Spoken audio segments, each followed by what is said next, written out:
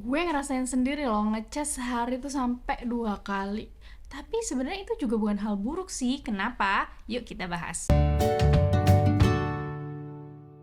Halo, salam kenal, nama gue Fitri. Kalian lagi nonton channel Appler ID. Gue biasanya ngomongin tentang Apple, baik dari segi produk, service, maupun Apple sebagai brand itu sendiri. Nah, kalau kalian tertarik sama hal-hal tersebut, consider to subscribe dan nyalain lonceng ya. Pas gue bikin video ini, iOS 16 tuh baru rilis resmi sekitar semingguan lebih gitu. Dan kayaknya sih mungkin belum semua orang pindah ke iOS 16 ya. Tapi kan gue udah nyalain automatic updates. Meski udah nyalain automatic updates, bukan jaminan pas day one release phone kita itu bisa secara instan mengupdate dirinya sendiri. Kenapa? Seperti yang dikatakan sama VP-nya Apple, Craig Federighi, yang bilang kalau Apple secara bertahap itu meluncurkan update iOS atau software itu buat early adopters, buat yang emang antusias nyariin, nunggu-nunggu. Jadi manual dulu nih kalau mau langsung update pas hari pertama keluar. Baru deh 1-4 minggu kemudian automatic updates itu mulai bergulir nih, mulai muncul. Sebenarnya Apple biasanya kenalin berbagai OS-nya itu, baik itu iOS, macOS, iPadOS, itu pas WWDC di sekitaran Juni. Jadi developer tuh udah bisa download versi beta atau pre-testing version dari suatu OS sebelum resmi diluncurin. Ada juga nih versi public beta yang juga bisa di-download sama orang umum ya. Tujuannya tentu untuk ngetes OS ini, termasuk nyari tahu bug yang mungkin muncul selama penggunaan. Jadi sebenarnya udah melewati masa pengetesan dulu lah ya sebelum resmi diluncurkan.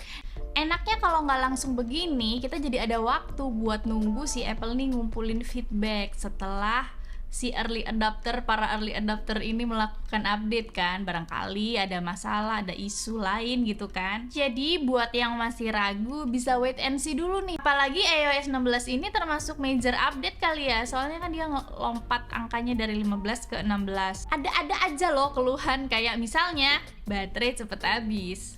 Terus jadi muncul pertanyaan gitu, kenapa ya tiap update software tuh abis update software banyak banget selalu muncul keluhan baterai yang cepet habis. Yang gue baca-baca, hal kayak gini tuh sebenarnya hal yang normal dan umum terjadi gitu ya. Gue sendiri pun sempet ngerasain ngecas itu sampai 2 kali sehari. Apalagi kalau update besar kayak gini biasanya kan bawa major improvement kan. Jadi ibaratnya tuh butuh waktu gitu loh buat adaptasi.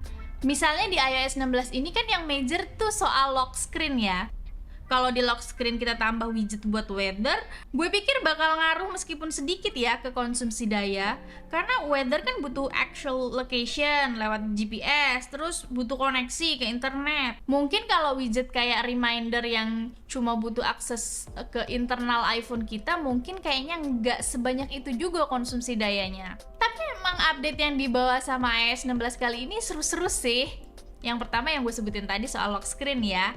Kenapa? Karena kita tuh bisa personalisasi fotonya, fontnya, terus widget apa aja yang mau ditaruh di lock screen. Dan kita juga bisa bikin lebih dari satu lock screen.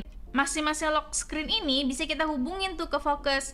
Jadi kalau misalnya kita lagi nggak mau diganggu, kita tinggal ganti lock screen, itu tuh udah kayak mengganti fokus ke misalnya sleep atau ke work gitu. Kayak apa sih kalau dari zaman dulu tuh profil ya, zaman HP Symbian. Kalian tahu nggak? Gantinya juga gampang, tinggal ditahan terus di swipe gitu, mirip kayak ganti watch face di Apple Watch. Di lock screen ini notifikasinya juga munculnya di bawah, terus bisa kita pilih tuh mau ngeliat kayak count atau jumlahnya doang gitu, atau mau yang model tumpuk atau model list. Terus di iMessage, buat kalian yang suka pakai iMessage nih, kita bisa edit message yang udah kita kirimin gitu. Jadi abis kita kirim kok ada salah nih, typo atau gimana, bisa kita edit. Abis itu kita bisa unsend gitu. Kalau di WhatsApp mungkin delete ya.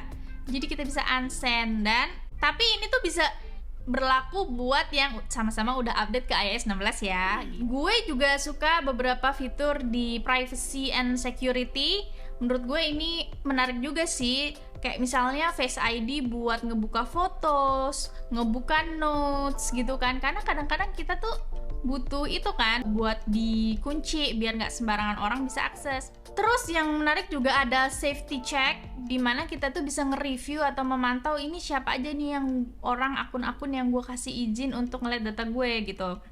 Terus ada juga nih fitur lockdown. Lockdown ini jadi kalau misalnya kita ngerasa diri kita tuh kayak jadi target dari hacking gitu-gitu, kita bisa ngaktifin fitur ini. Tapi ya itu hanya saat kita ngerasa benar-benar yakin kayaknya kita jadi sasaran hacking deh gitu. Tapi yang paling seru menurut gue itu adalah kita bisa bikin stiker ala-ala di iPhone. Iya, soalnya kita tuh bisa kayak ngangkat satu objek dari di sebuah foto dari latar belakangnya, jadi kayak dihapus backgroundnya gitu, jadi kayak stiker gitu kan. Tapi sayangnya kayaknya ini belum banyak aplikasi yang support ya. Gue baru bisa itu tuh kayak di iMessage gitu, WhatsApp, Instagram gitu belum bisa, tetap aja ada backgroundnya tuh warna putih. Jadi balik lagi ke pembahasan baterai boros tadi setelah update ya. Dengan fitur-fitur yang gue bahas tadi, itu baru fitur-fitur menariknya aja. Masih banyak fitur lain di belakang itu ya. Wajar kan kalau misalnya di awal-awal setelah update terjadi pemborosan baterai atau konsumsi daya yang sangat signifikan gitu. Kenapa? Itu bisa jadi karena banyak sebenarnya yang terjadi di latar belakang nih. Kayak misalnya scanning foto-foto kita untuk di grouping atau notes buat nge-grouping gitu kan. Itu semua tentu butuh resource atau daya yang besar buat melakukan apa ya, semacam adaptasi. Belum lagi mungkin ada algoritma machine learningnya kan buat mempelajari, istilahnya iPhone kita tuh kayak di-scan ulang gitu. Belum lagi kadang-kadang ada yang namanya algoritma machine learning di manajemen baterai, misalnya dia memperhatikan siklus charge and drain-nya itu kayak gimana gitu kan. Apple sendiri bilang kalau normalnya proses ini nih kayak baterai yang cepet habis ini biasanya membutuhkan waktu sekitar 48 jam di Apple Support. Kalau misalnya lebih dari itu, monggo lah silahkan DM ke Apple Support. Jadi nih guys, kalau misalnya habis update terus kok ngerasa baterai cepet habis gitu-gitu, sabar dulu ya guys ya. Wait and see aja dulu sambil mempelajari, sambil iseng-iseng seru-seruan nyobain fitur baru. Gitu deh kira-kira sharing gue soal update software yang katanya ngaruh ke bikin baterai jadi cepet boros. Semoga apa yang gue sampaikan tadi bermanfaat buat kalian ya. Dan please like kalau kalian suka video ini. Dan kalau kalian gak suka video ini, kalian tahu apa yang harus kalian lakukan, meskipun gue gak berharap kalian melakukannya. Consider to subscribe dan nyalain lonceng. Gue Fitri pamit, bye!